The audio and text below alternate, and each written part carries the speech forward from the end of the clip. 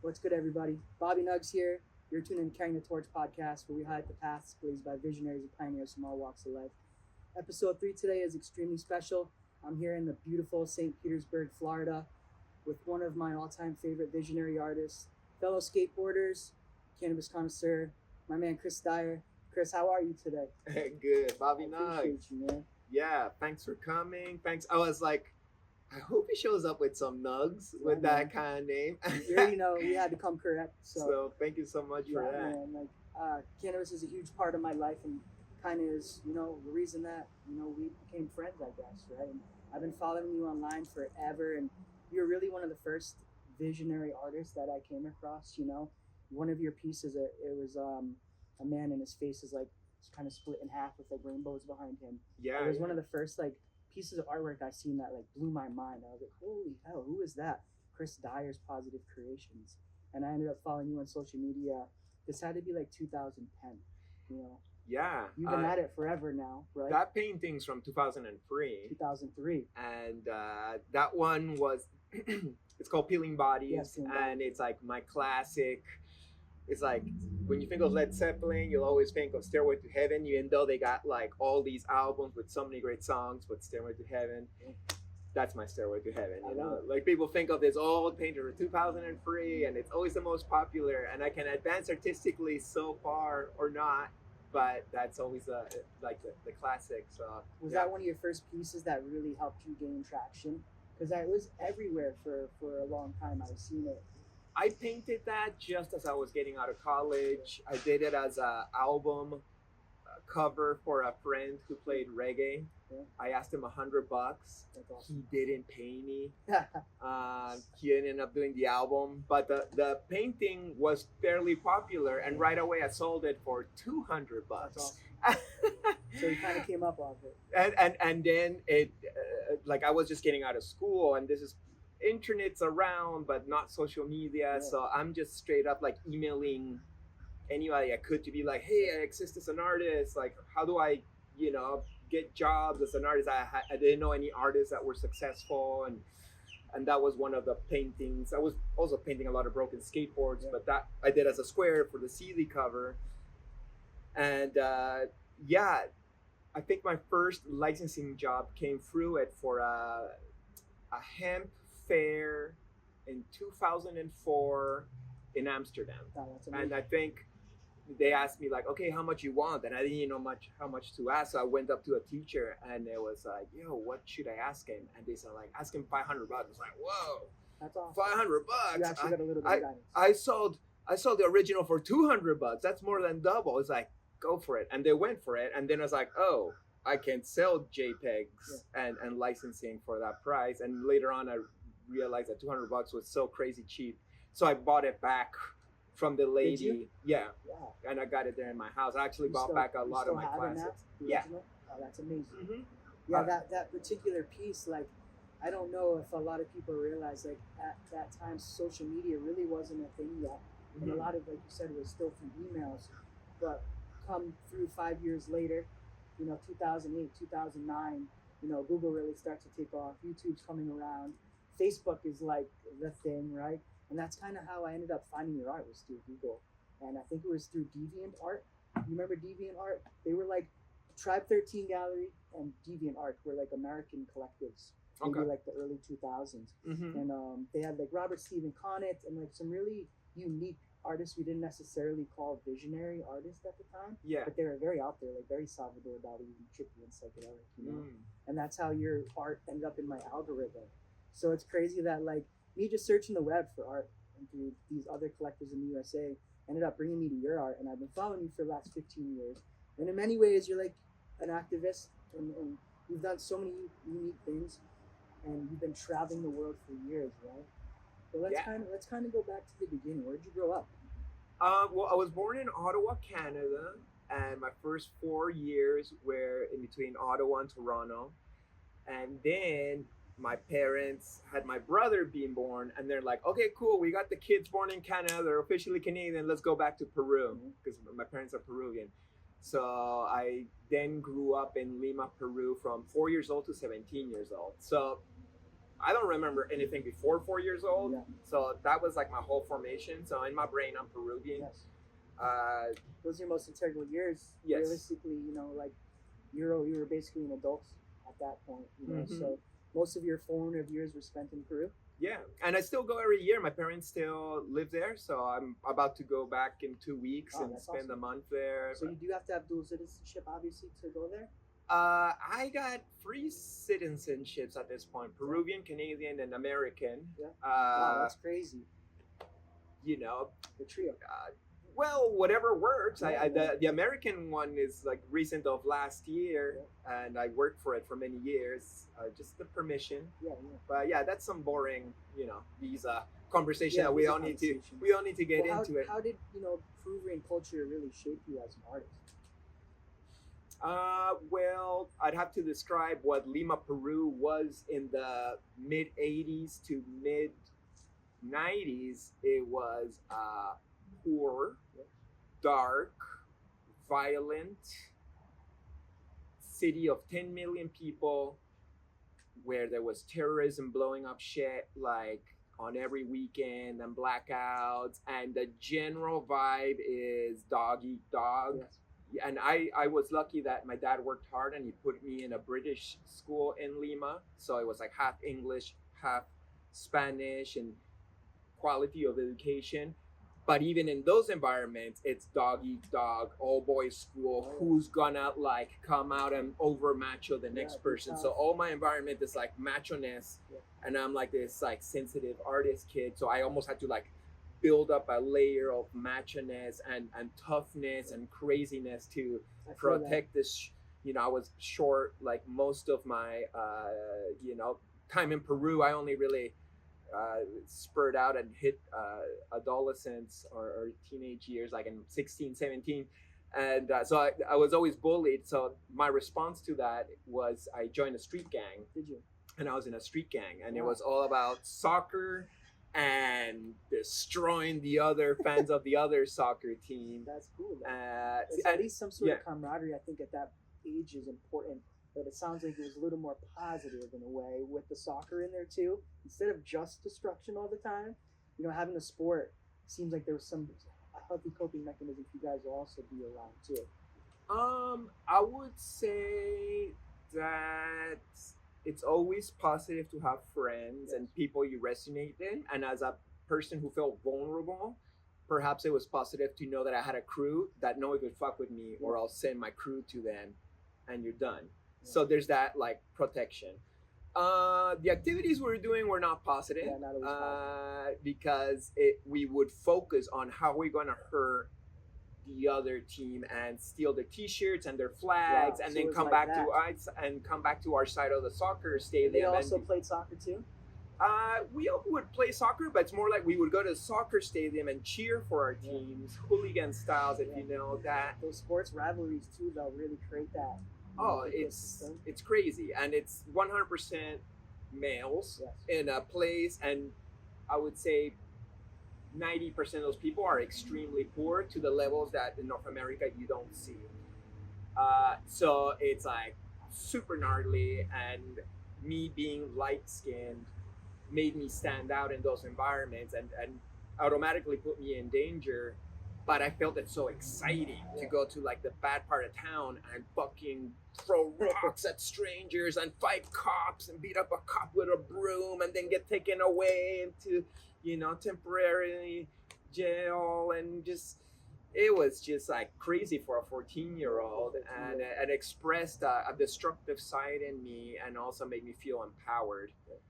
So that was my Peruvian experience, but there was also surfing, but even the surfing, we're all beating each other up. It was like a constant like Surfers, battle of extremely energies. Territorial, Yeah, there's that, but like even my homies who I'm taking the bus to the beach to surf together, scrapping. We would straight up literally throw shit at each other and spit in each other's backs, or like attacks, like you're laying on the beach and like be like, get him, and everyone's just throwing sand in your face, and you can't escape.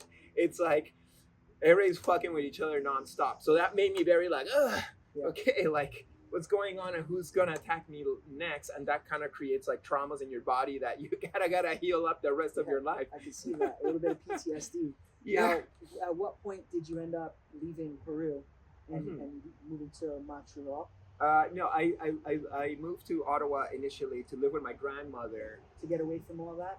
Yeah, well, I didn't want to. By the time that I was 17 years old, I had officially turned Peruvian. Like it took me a while to go from like gringo Canadian to like Peruvian gangster. Earn your stripes. And then it's like, okay, now we're gonna switch it again for you. Now you're gonna go back to Canada. And I was like, no, like I got my surfing friends and I got my street gang friends and I haven't met girls yet. I was like, I'm like 17 and still haven't met any girls because I went to all boys school. But you go to Canada, and then I was too violent and too fucked up and crazy for Ottawa.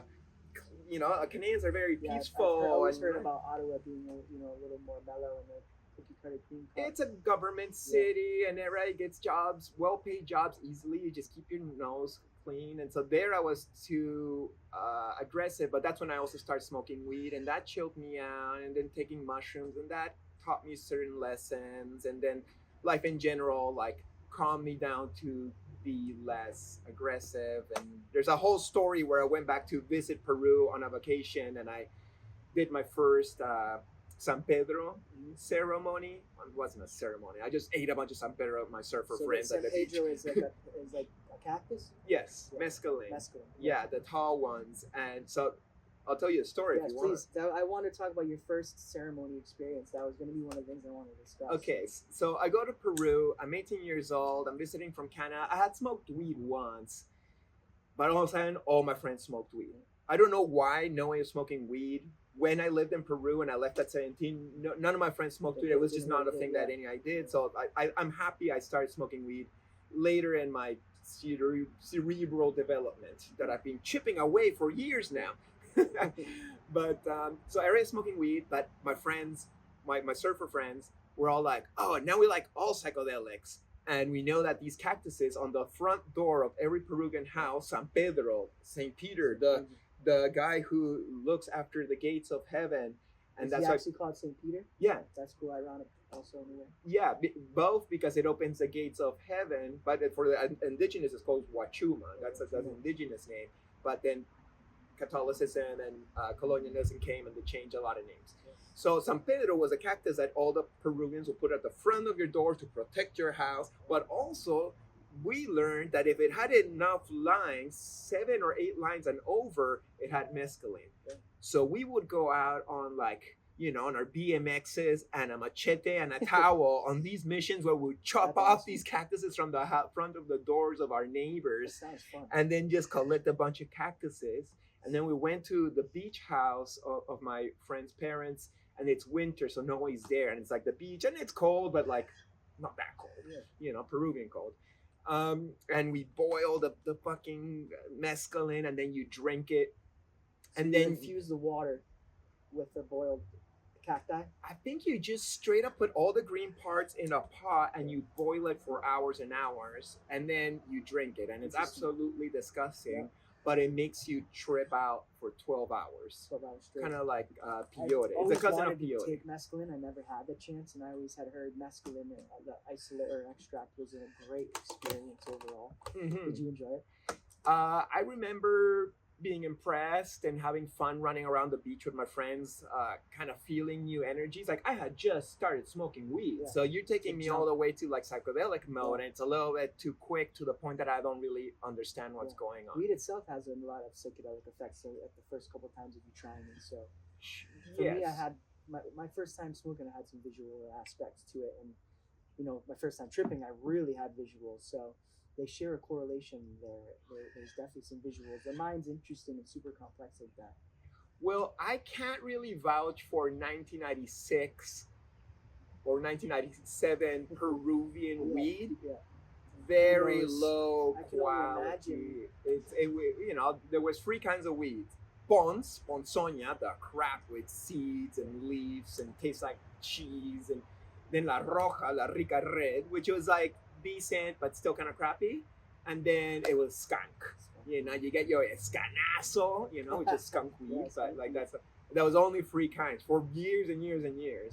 Skunk weed kind of disappeared. I miss the roadkill skunk terps, like raunchy, like it really was. For those who never got to experience it, skunk weed, like it really was skunky like that back in the day. Skunk cabbage, you know. Yeah, I haven't even heard about it forever, but it was skunk like one was like, you know, as you know, strains can go extinct if you lose them. So the skunk profile kind of dissipated, and in a way, you know, has come back in certain aspects with the cheese profiles. I think like some cheese can be very skunky. You know what I mean? So yeah. Did you ever get the chance to grow any weed in Peru? I didn't, and I would not. Like, when I go to Peru, I stay with my parents, and my parents are like, please don't plant anything that would get us in danger. Because in Peru, it's like, but the cacti is wild.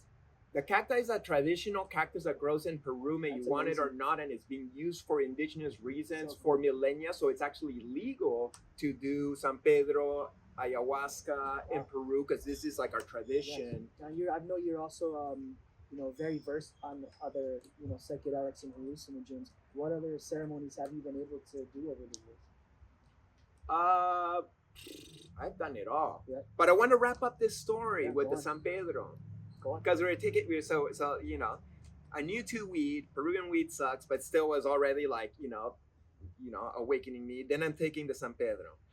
And then in that trip, as I recall, and this is so long ago, so I could have added a lot of imagination on top of it, but I put down my toque, or my beanie, as the Americans call it, over my eyes, and I saw the symbol of my soccer team, La U.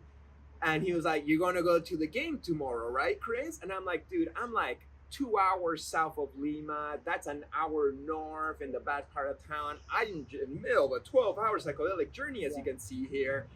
I'm not going to go to a soccer match tomorrow. And the symbol of the soccer team was like, what?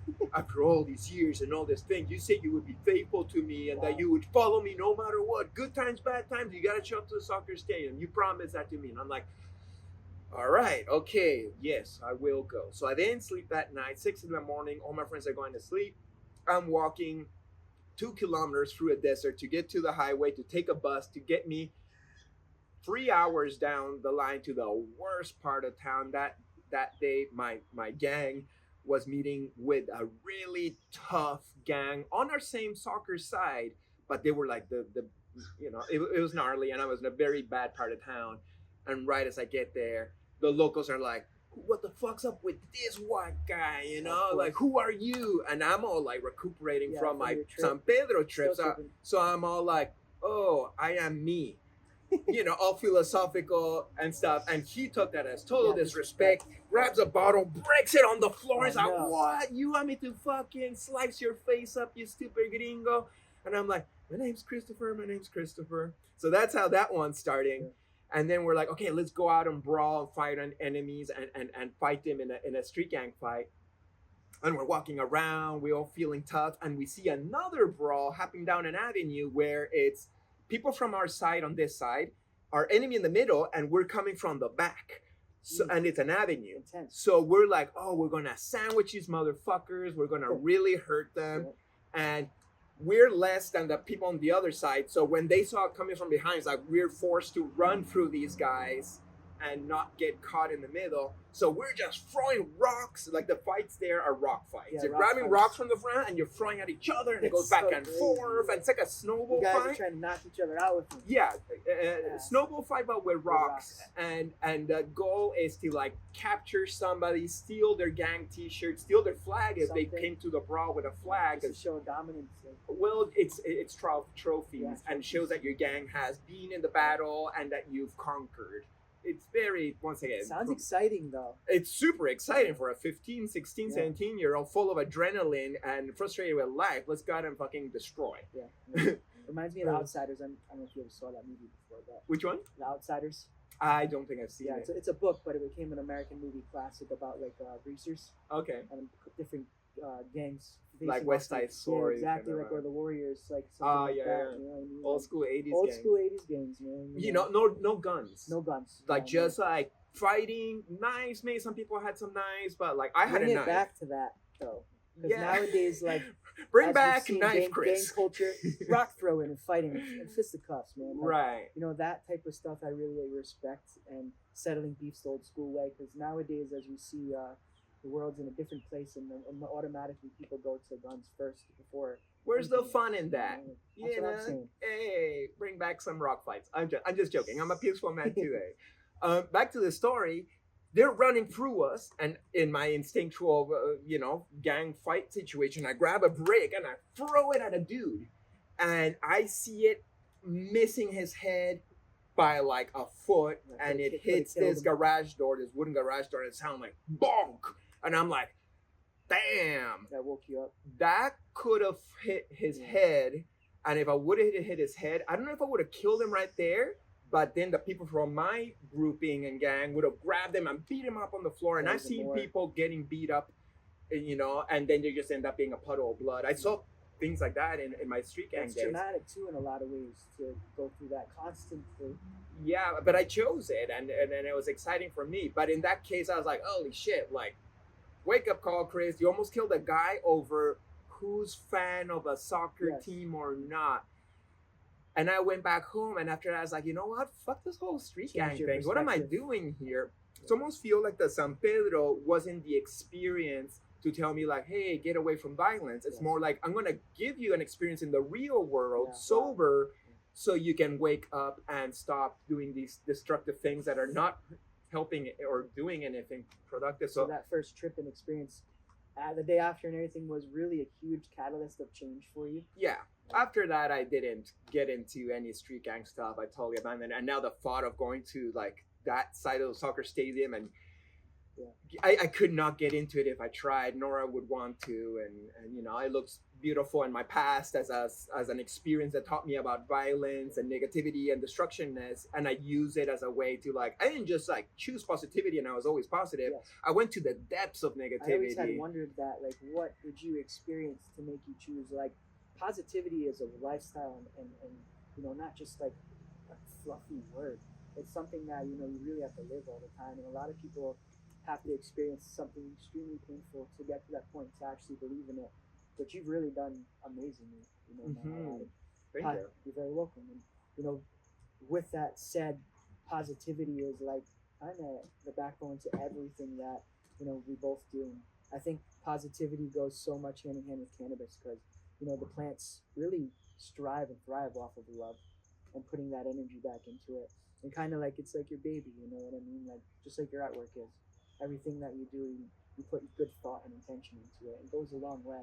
And for Mhm. me too, like when I was younger, I had a very similar upbringing as you, and not very different, I'm sure, from Peru to America, but with the gangs and different people. And one of my close friends growing up, he was a Crip and ended up killing a kid and stabbing him in the chest when he was 18. And I was supposed to be with him that night, and it was like I was leaning towards like getting away from all these people.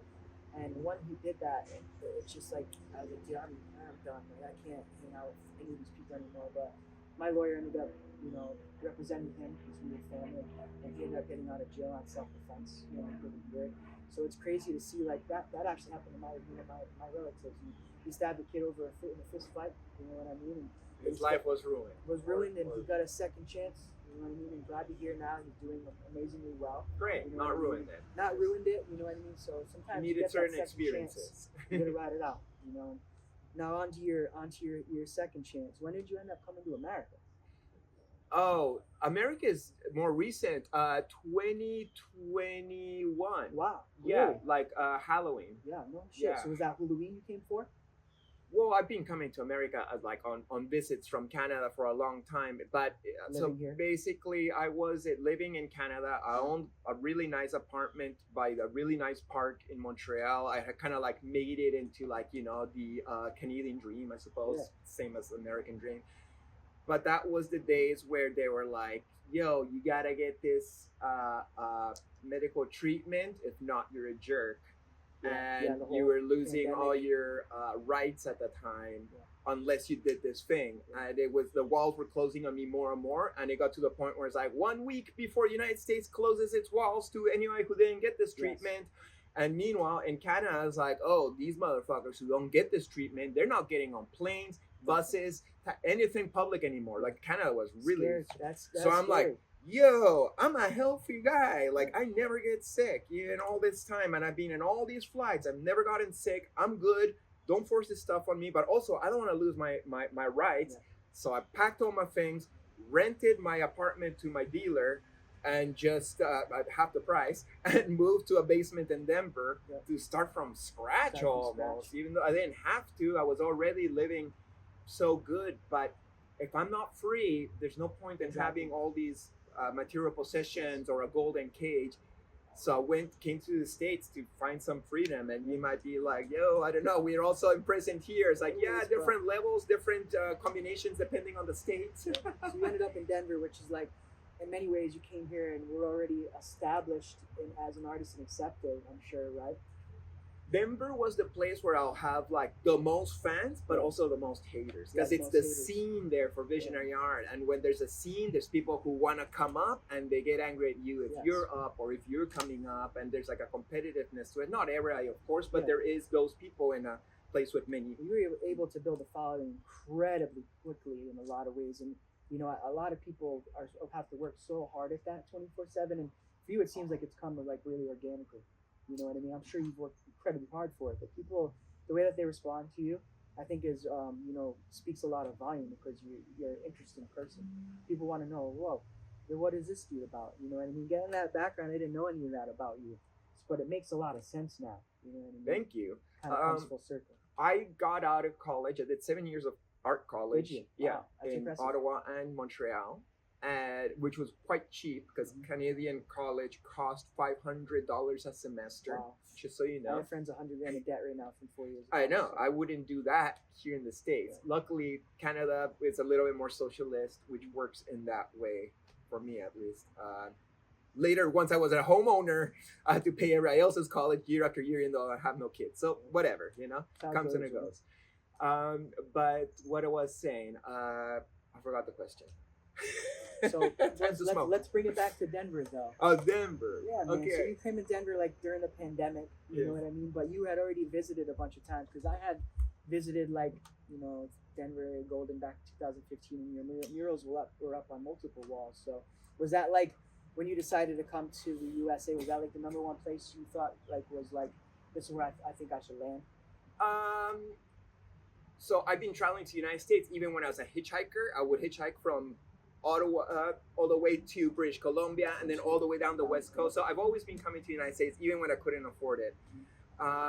And then I became an artist, and then became a popular artist, and then people want me to be there everywhere. And I've been going to Denver since 2013, which was right when the legalization happened. 2012, 13. And you'd go to the Rhino, super cool district, and it was just a bunch of, no, there was still murals there, but it was a lot of available walls that these days would be so hard to get the walls. So I was like, can I have that giant wall, please? And people would let me crush it. Just to explore the mural art on it, because Denver's got a sick art scene, like one of the best in the country, you know. And I worked very closely with Peter Westerman with Freda for years, and was a brand ambassador for those guys since like 2011. I still am. And to see like just the scene develop and change there so much over the years, and so many artists kind of go there and flock there. You know, Denver is like a spot in its own right where if you're an artist or interested in art, you know, I definitely recommend visiting. It's important, and I go there 2 times a year. And the reason why I moved to Denver in 2021, I actually didn't want to move to Denver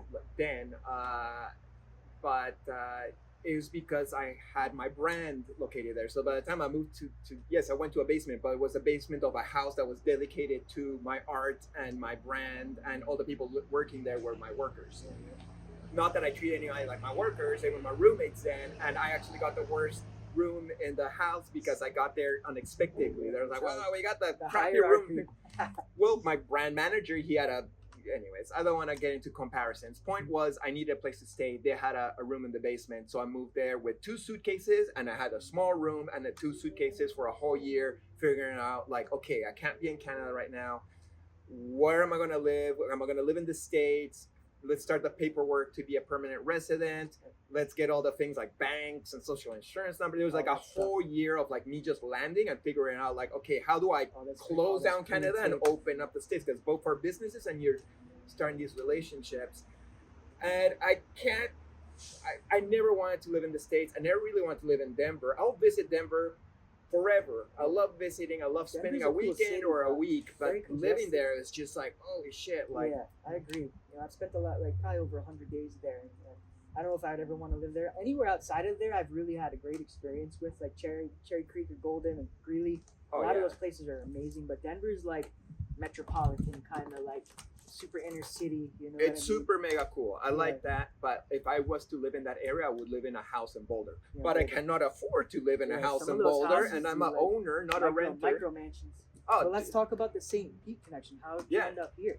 Well, I looked at Zillow, the webpage. I was just like, okay, what's my options? I just lived in Montreal for 21 years, and Ottawa 25 years. It was cold. I do not want cold. You don't get used to it. And it's like, oh, now cold's chill. Yeah, no, what anybody says, it always sucks. So I was like, okay, so the whole upper part of the United States for me disqualified. Then you got West Coast versus East Coast. I'm more of an East Coast kind of dude. Yeah. California is super mega cool, but it's super mega expensive. Taxes, politics that are just too much for me. That. I looked at Florida as the cheaper version that has lots of ocean everywhere and it's affordable. And in general, even though everybody looks at Florida as a red state, I see it as a place where people don't ask each other's politics. It's you do you, bro. I'm doing me. I don't give a fuck what you're doing or what you believe.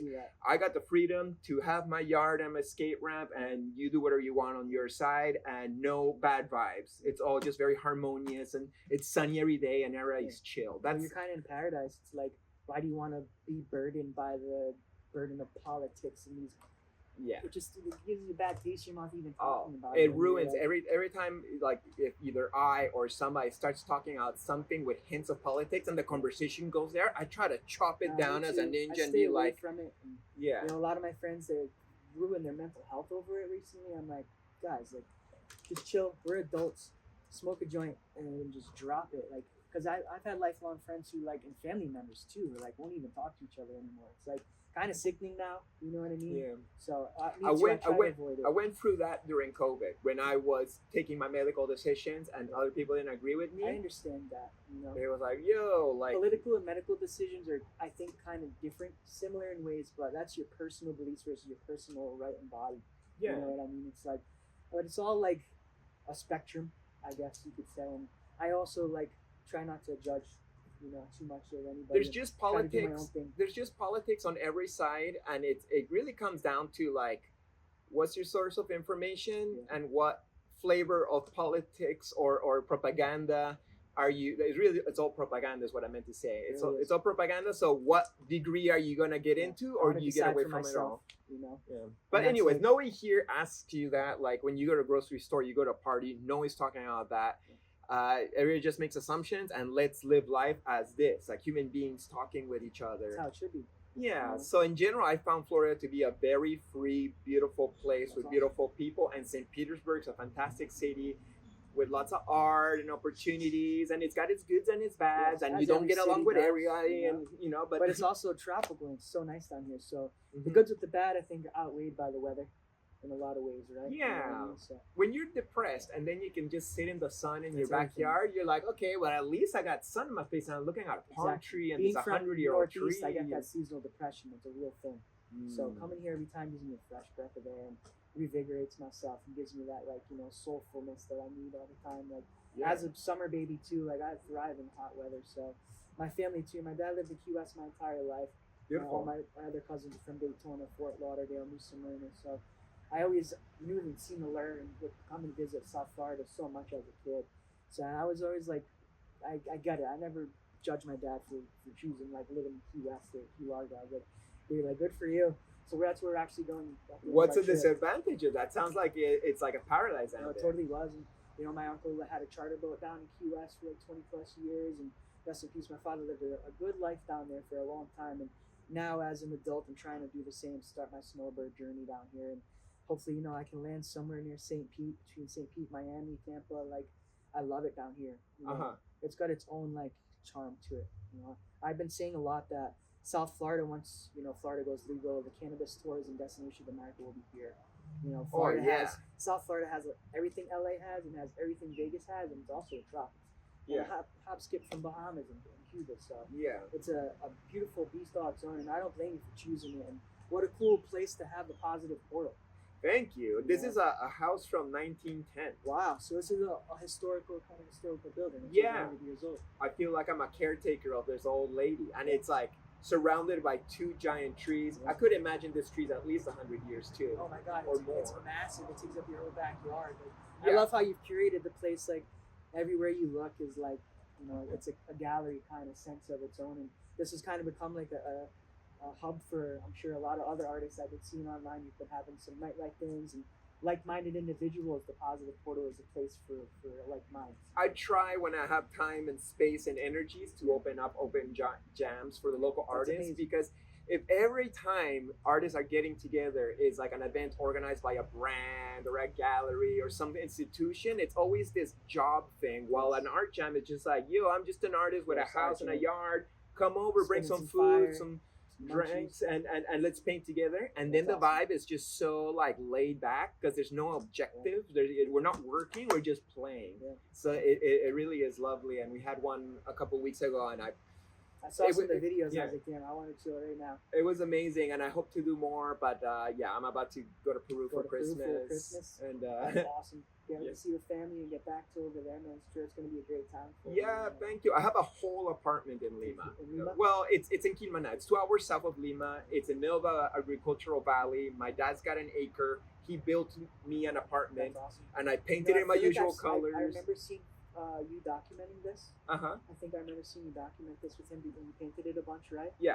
No, it seemed like and wow, your home in there looks, your family's home looks it also beautiful. has dope murals, and it's just like a totally different combination. But like these are all portals that connect to each other, like vibrationally. Like you kind of are hopping from portal to portal in a way, your own homes. Like that's kind of cool. Like I don't think a lot of people in this lifetime to get to experience like actually jumping from portal to portal like that. So in ways you kind of are, but you're curating them each into your own like thing. I hope that everybody gets to travel a lot and have beautiful homes. That's everything. Like home for me is super important, so I try to I can see really curate it right. But I'm so lucky that my wife Paulina has all these skills. Like she painted that house purple, like professionally. You can tell like this is like she does the detailed to your landscaping. Personalities, like, and the landscape in here you can't really see it. Maybe we'll do some B-reel, but the landscape in the yard is super cool, and just the vibe here. And immediately when I walked in, I felt like I was at home also, and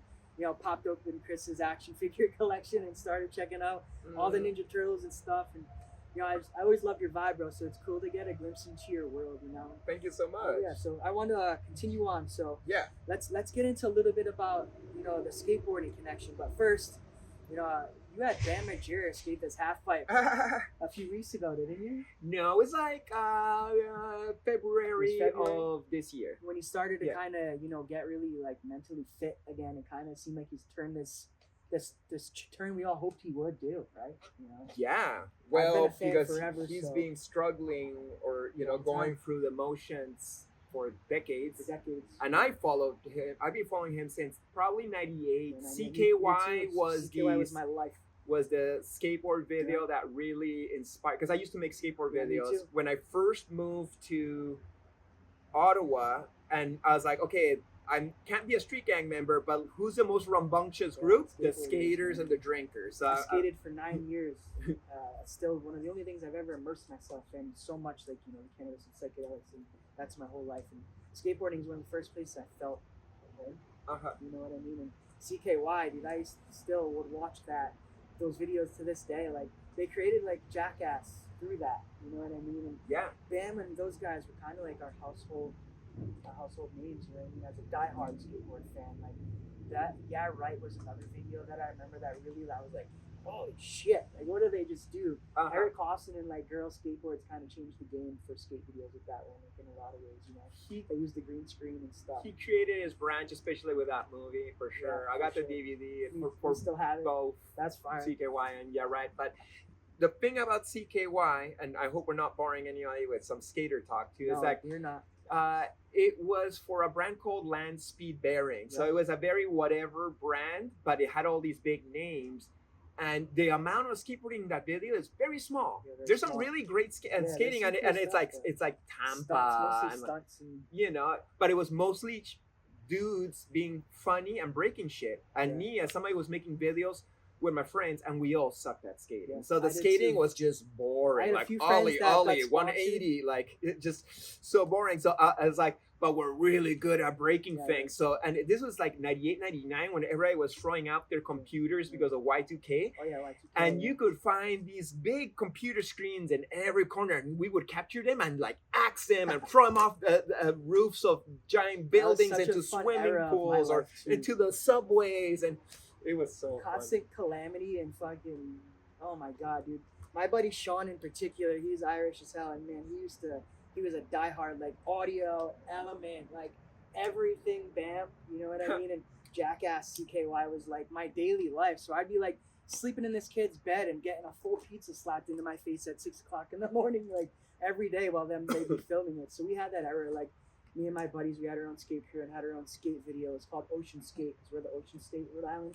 Okay. We each had a part. There were 10 of us. So it was like skateboarding to me too is like super important. And, you know, I would definitely want to talk a little bit about like, you know, your introduction to skateboarding kind of was designing boards, right? Well, introduction to skateboarding. Well, other than skating itself, like Uh-huh. you design boards and kind of in the back end of like sales and understanding the skateboarding as a business. Okay, well, I've been to tie skateboarding. I started skateboarding in '86. 86. Just Wow. sitting on the board going down hills. How old in are the you? 80s. I'm 46. You look really good for your age, my Yeah, brother. thank you. I'm 88, baby. You know what I mean? Ha. So we're about 10 years apart. And you got to experience like the 80s, I think, for skateboarding, like was the era. You know what It I was mean? great, but we got very little evidence of it in Peru. Yeah, Like I bet. we knew skateboarding was big, but then Lima would just do its version of skateboarding without really like you're aware that there's a Tony Hawk, but after that you never get the tapes, you never get the mags. So you'd get the boards, and that's when I was like, holy shit! Yeah. Like Paulo Peralta, Yeah. Santa Cruz, what is this artwork? That super inspired Must me have inspired artistically. your art for sure. I can only imagine. Artistically, mostly. World Industries, man. Some of the art was so appealing. I would just go in the shops just to see the board. Yeah, no, Jim Phillips, the artist for Santa Cruz, I would say is still one of my biggest influence, like for line work and a good quality drawing and so on. So that's me learning from skateboarding. Once I moved to Ottawa in 96, 97, then it was street skating. And by then, it wasn't even about the graphics. The boards they would sell you were blanks. It's Yeah, almost you like the scratch graphic. them up anyway, like so. Yeah, like it's all we can afford to were the blanks. And there were some pro decks, but you know. But then, how did it start? I started painting my broken skateboards in the year 2000. I would also do graphics sometimes Yeah. on my blanks, Yeah. and then I would skate them so I don't have any, like, I got a couple bad pictures. of Style it. is everything, so it must have been cool to like customize your boards to kind of like maybe put your brand. Was that Mhm. really like the first time your brand was kind of coming in formation? I was just imitating the art that I wish Yeah, I had yeah, in yeah. the time, say, like, I wanted a toy machine. Yeah, exactly. So I would do Turtle Boy going heavy metal That's on a fine. turtle girl being all like, you know. So it wasn't even my art, but it was me like trying to imitate what I wanted, and then being like, oh, I could just do like my own artwork. So then like, oh, but what's my own artwork? So it would have like a Santa Cruz flavor, but Yeah, I like Santa Chris Cruz flavor. Dyer, and then I would I keep like on that. You had going. your own flair to it. You know what I mean? Yeah. Like, kind of like art imitated your life right there. Mhm. You know what I mean? I could totally see like, you know, is that kind of when did your relationship with Satori start to segue? Okay, so let me get to that. So year 2000, my first painted skateboard as art. By the year 2004, when I left college, a gallery said, okay, you paint these broken skateboards sometimes because you got them. I want to show that it's just broken skateboards. Awesome. So your gallery showing the broken decks. Yes, Sick. 2004. So I just did that for a year, and I sold well enough that I made enough money to go to Asia for 6 Cool, months, man. and then I just backpacked. This is Asia? before, yeah, 6 month. Did you have a skateboard with you? No, but sometimes I would borrow it if I would find a spot. Like I was a backpack. It was like the least I've amount seen of some things to photos carry. of you, like backpacking like on mountainsides. Yeah. That's a crazy journey. It's every 2 days you're moving to a new place, and I did 7 different countries, and this is before phones and social media, so I was very much in the moment and drawing. During that trip, I had just come out of school and I had applied to different skateboard brands, but all skateboard brands were rejecting me because I was coming in with this psychedelic 80-ish. So this is early 2000s. So we'd already had the 80s, and then we had the 90s, and now the 2000s was trying to be like, well, what is the 2000s? A lot of graphics that are a lot Element or Alien Workshop, very like graphic design was what was cool at the time. And here I come very with cartoonish. A lot of stuff. Yeah, like that from them. different brands and different things, but Noe was doing a psychedelic, Yeah, I know it. cartoony thing. So all the brands were like, "That's cool what you're doing, kid, but not what we're doing." Till I found Creation Skateboards, and Creation Skateboards like, "Oh, well, we're trying to do like an iPath, but for skateboards, like Elements, but like more truly spiritual."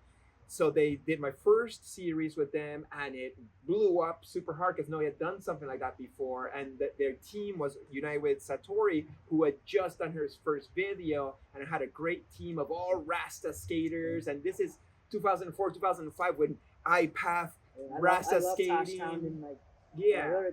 Element had a sick team. Mhm. They were all smokers too. Yeah. That's why they appealed to them. And Element and Baker. Uh-huh. Both teams. I was like, all right, these dudes are like outspoken for weed. Well, Element was like the Rasta hippie brand so that yeah, had sure. money. Yeah, they did. Creation was funded by her. More independent. Yeah, it was done by truly Rastas. Yeah. Now, I don't want to say anything against Element, but that's a big corporate brand by now that's lost any touch with what it used to be. But it had a cool aesthetic, and their team was amazing, and then it changed and whatever. 2004 Creation Satori was like a really good vibe, and I was so stoked that they invited me. Well, they accepted my proposition to do graphics for them, and they good. And then I traveled that trip to Asia. While I was there, the owner of Satori Creations like, "Wow, this guy's like a poster boy for what we're doing." He's like, that's correct. "Yeah, big dreadlock, Yeah. skater artist, chasing the flow." So while I was in Asia, it's like, dude, don't even go back to Montreal. Just come straight to California and hang out with us for a month. That's awesome. So I lived with him in San Francisco for a month, and I got to hang out with all these super cool Rasta skateboarders like Nilton Neves and Joey Terche, who was brand manager of Independent Trucks at the time, and Carl Watson and Matt Pales and Matt Rodriguez, and we would all go to the reggae night at Milk in Haight Street, and it was like bunch of Rasta pro skaters and me, and I'm all like super nervous and just like hanging out. Kind of like it was like destined because you fit in so perfectly with everybody. It was like you kind of got brought into this family, and you were like fit in the whole time. It was like sometimes things are meant to be.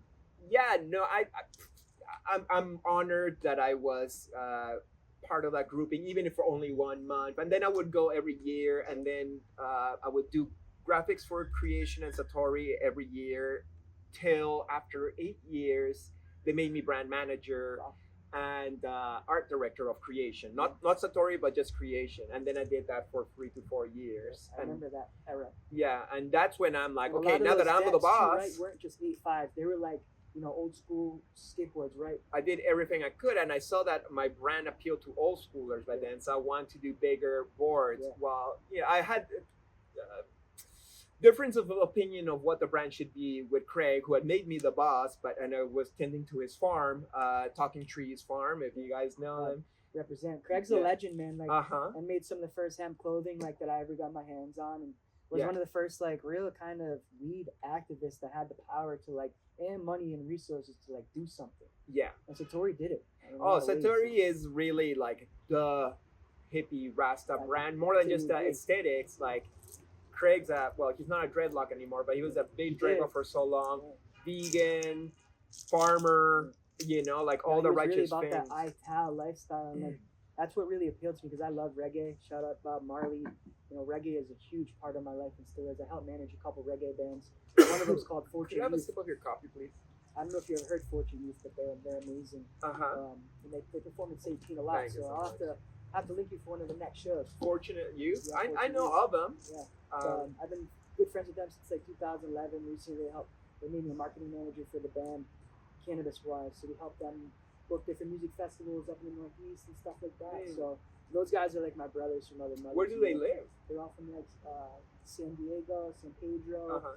SoCal. I think LA. they were playing here a couple weeks Yeah, they ago. were. Yeah. Yeah. They play in St. Pete a lot, which is actually how I heard about St. Pete having like a dope music scene was from Yeah. Fortune Youth playing here because there are a lot of reggae bands that I guess play down here. And we got Reggae Rise Up. Yeah, too. Reggae Rise Up. That was another thing. I always wanted to go to like Reggae Rise Up and Halloween were two festivals I hope one day I get to come visit down here. Mhm. Rise Up looks fun, and their lineup every year is like speaks to my soul. You know what I mean? Like, That's awesome. Yeah, Yeah. I was happy to paint for them the last couple years. yeah, that's Some awesome. murals. It's so fun to paint right next to the water.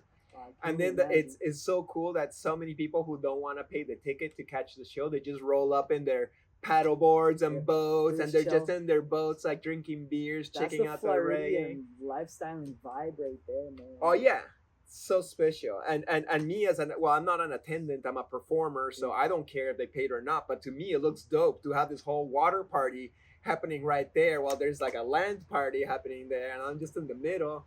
Yeah, I love it. And St. Pete has lots of shows. I'm aware of them, and I try to go out every now and then. But I'm just so like overworked in a good way because I love doing my art. But like I'm just pulled in so many directions. Yeah, to then on top of it have to like go out to parties and shows and socialize. It's like a whole different thing that I don't have energy I for every understand. time. You know, we kind of like age out of things too. I feel like as we progress, and it seems like you're cultivating like a really cool home life and entering like kind of a new chapter Mhm. of your life. You know what I mean? Oh It's yeah, like, definitely. so to embrace that, you kind of want to be around and more mentally present with all of that. And you can't be mentally present if you're constantly traveling and living that festy lifestyle is hard.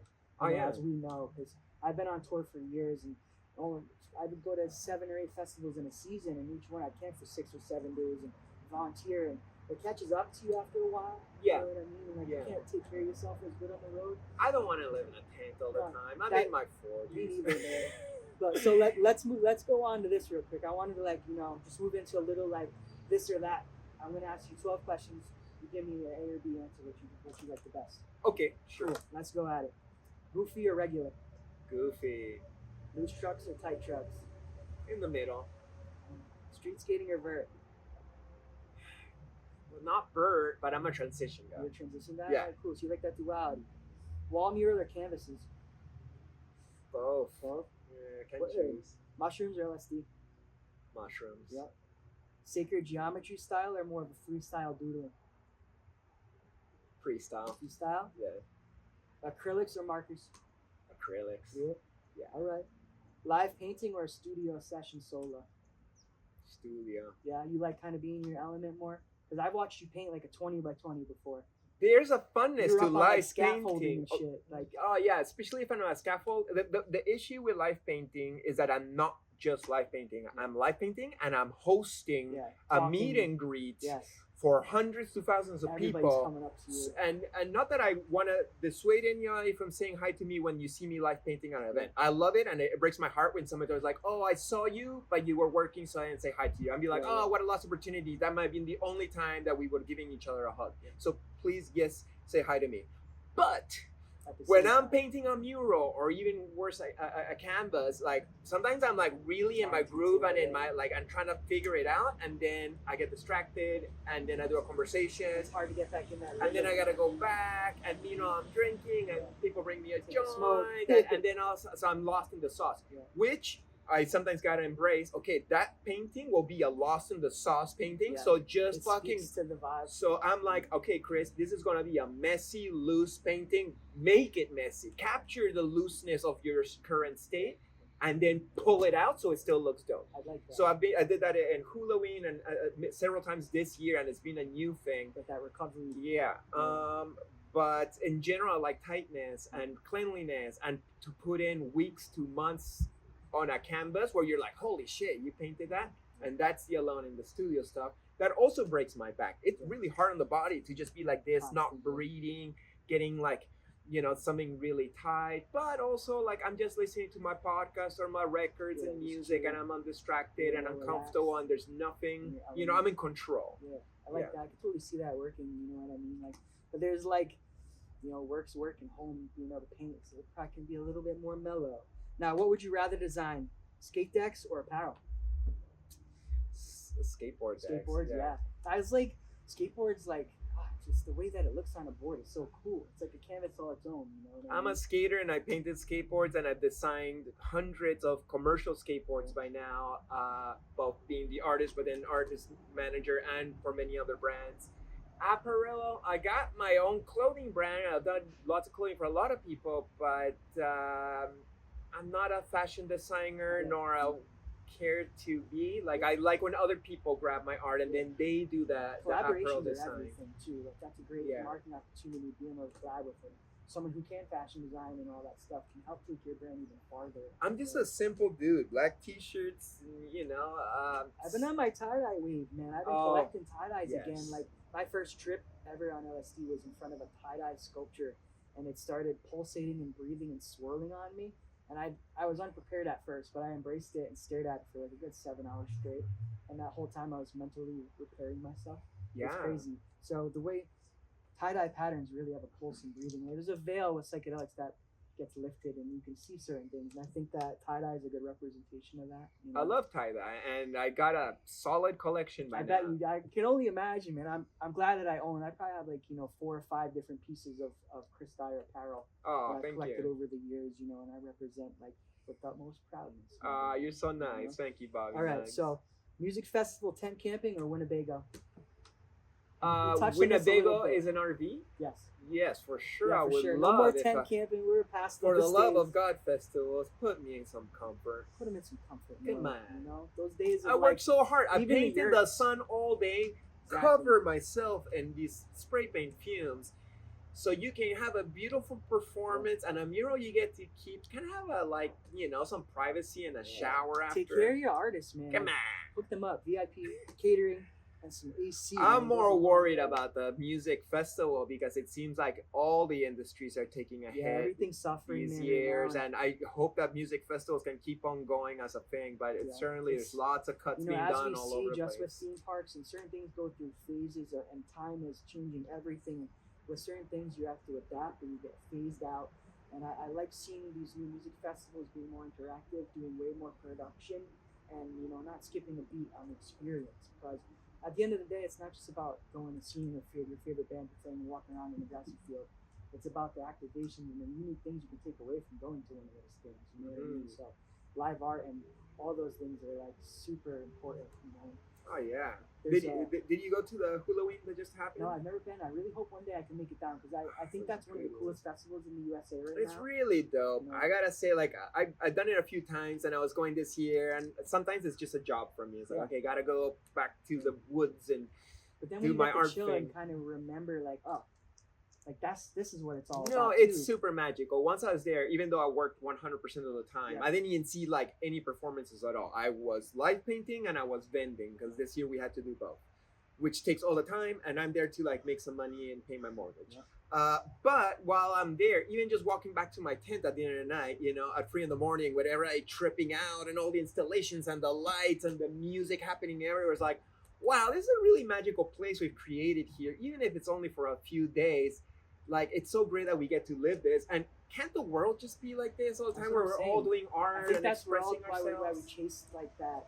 The chase the music festivals scene a little bit because you get that first dose of like that community and that energy, because it really is an energy at a lot of those places, and it's kind of like irresistible. You know what I mean? Once you get that, it's like, well, you always kind of want to be a part of it and always feel that like connection, like deeply to it. Music festivals changed my life forever, and was really how I was able to build a lot of my bones and my network and make a connection with people. As a reporter and a journalist, kind of similar to an artist, you know what I mean? Those things were kind of taken for granted back in the day, and now become extremely popular, and a lot of people want to follow that path of entrepreneurs, because that's what both of those things are. Yeah. I really respect like how you've been able to maneuver social media over the years and just your reputation, my friend, precedes itself. And your artwork is fucking incredible. It's so cool to see you constantly creating new things, and not only that, you're giving space for people to do the same thing as you, and carrying the torch forward, because that's what this podcast is all about. You're carrying the torch in so many ways, and I'm sure you've been inspired by many artists, and you're helping that new age kind of find their footing just by coming to the positive portal and welcoming them into this world. Kind of gives them an edge, and opens that door. I always try to leave the door open for people, and I take pride in paying it forward and sharing my platform with others. And you do a great job at that, man. And I just wanted to big up that, and taking the time to even share your home with me today. Thank you for having me. Before we wrap things up, can I respond to that? Yeah, please do. I just want to say that in response to that, I feel if things like herb and psychedelics teaches us anything, is that we're like one consciousness on the other side of reality that's just fractalized itself so much that then we end up being humans here, and then we're in this matrix and we're playing this video game, and like, yes, let's have fun and smoke weed and do shrooms and have a good time, but also like, okay, let's realize what reality is made out of, and from that place realize that the way to happiness is really the oneness and the unity and the community and the service to others, which is service, like service to others is service to yourself, because you're all one. So for sure, I would hope that I'm more than just a guy who made some trippy paintings. It's like, oh, he's the one who did this painting and sold this skateboard or did this brand, and then who cares? It's like, oh, well, we all got together and we exchanged vibrations and amplified each other's prayer for a better world, and hopefully pulled some people into the positive timeline, so we can all just go into a golden age of enjoyment, while knowing that we are consciousness, God, still in the physical plane, and just start enjoying. I'm trying to do it in my life. I just want to like skate and paint and hang out with nice people and bring people into that vibe. And if the whole world was just enjoyment, how great would it be? But there's certain leeches or entities that right now have set up the world in a really upside down way, and they're coming out and we're observing them, and hopefully they can be healed back to the oneness. We don't have to kill or throw anybody in the garbage, but we need to change that equation. We need to escape the system that has spiritual souls in the physical plane, thinking that we're just a bunch of working animals with no purpose. Searching for that deeper connection and that deeper meanings in life and in relationships, I think is so important for people in society right now, because a lot of people I come across just seem so alone and lost, just floating out there right now. You know what I mean? And I have that spark in my soul all the time, where like it doesn't kind of go out. And I'm super fortunate for that, and so every time I get the chance, I try to kindle others' flames. And just thank you for like sharing your platform with other people in this world, because these are crazy times, man, as you said right now. And I think just a little bit of positivity and good energy and good vibes can really truly go a long way. It's not cliche, like just open your heart, right? Like I just got this tattoo right here, because in the end, love is everything. It's all we got. It's all that matters.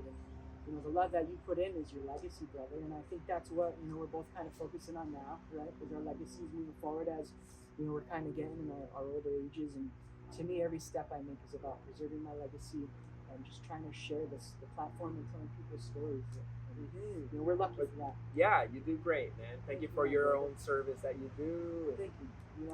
Without the community, I wouldn't be anywhere, and it's allowed me, as someone who's suffered a lot of pain and sorrow in my life, to really have a fresh start in life. And I'll never forget the one time that someone gave me the opportunity to enter this field, and I always said that I'll pay it forward. And this new era and this new chapter that I'm moving into, man, I'm excited to head down to Art Basel this week and continue on this journey of media work as we part podcasting next week down in Miami. I think we're going to interview a couple different glass blowers and continue on this artist spotlight and feature of some artists down here in South Florida, because South Florida, man, is a mecca. In my opinion, if you haven't visited Miami, St. Pete, or South Florida yet, you need to get down here, visit, check it out, buy some art, man, because this is a cool place to visit. I'm glad that I had the chance to today. Before we sign off, Chris, can you give our viewers and any artists out there a little bit of advice to navigate, trying to get out here right now and do something as an artist? How do you navigate? how do you navigate being an artist? Yeah, and trying to get your art, at events, because you do a lot of live painting, and how do you turn it into more of not just being an artist, but more of a business? Man, that's a big discussion. I teach workshops to kind of like say all the things that you could do. Join one of those workshops. Yeah, I'll be offering more workshops next year. Hopefully, one at Cousin. It's still a lot of things are being scheduled. Like things have been so uncertain this year, 2025. That even the things in 2026 are like, oh, we want to do this, but let's see what happens because the economy and alien. Like, when are the aliens gonna arrive? They're gonna arrive this year, next year, the one after. What will happen once they do arrive? It's probably not gonna be a good time right away. Yeah. Not because the aliens are negative, but because of the reaction of the humans to like, what, aliens, and everything's gonna go bonkers. Potential. But anyways, let's not get into that. You were asking me what to recommend an artist. I recommend anybody, artist or not, do the thing that stokes you. Yeah. Even if you have to have a Joe job on the side to pay your Joe bills. We're stuck in this world that we all have to make money and pay bills. You gotta feed the machine, feed the beast. Yeah, you do it with art, great, but that also, that doesn't mean that you still will have to do jobs in the art business that are not doing art. Like, I'd say me doing art, it's like sometimes a couple days a week I got time to like glance at a painting. Meanwhile, the rest is me fucking on the computer or. I think a lot of my artist friends, it's like, well, if I'm not full time, then I don't want to do this. Well, it's like, you got to give yourself a little more credit than that. You know what I mean? A little bit more space. I got friends who have Joe jobs where they pay their bills 3 days a week, and the other 4 they're doing their art, and they don't have to worry about being liked or selling it or doing all this extra work that's kind of annoying. But like, what's my recommendations? My recommendations: just do the art. Fuck the making money. Like, maybe the whole world economy is gonna crash, and we're all just gonna have to grow potatoes in our backyard. But I'm still gonna be painting there. It's not like I'm like, oh, there's no jobs anymore and there's no money. I'm still always gonna be painting. I'd say there's a lot less jobs these days, and I'm still out there painting murals for everybody, because might as well spread on the good vibes, because that, from the business perspective, if I have to look at it like, it's good karma and it'll come back my way. Even if you want to look at it in the, I just make people happy and that makes me happy, and even if we're not gonna die of starvation, something will happen that we'll always get that next meal. But in the meantime, make some art that makes you happy and makes other people happy. Too easy. You heard it here first, guys. Just get out there and do it. Stokes you still, man. Do what makes you happy, because at the end of the day, that's really all that matters. And if you can curate your lifestyle around that, you're doing something that other people wish they could, man. Chris, we're out here at the Positive Portal. I want to thank our sponsors, Cold Room Drip, Turning Leaf, Northampton, Massachusetts. Without you guys, we couldn't have been down here today at the Positive Portal. Chris Dyer, thank you so much for everything you do out here in the world, making an impact and visually appeasing us all the time, my man. I'm looking forward to continuing to see your rise, your legacy. Just thank you for being you in this crazy ass world, my man. Thank you, Bobby Nugs. Carrying the Torch podcast, guys. Like, subscribe. We out.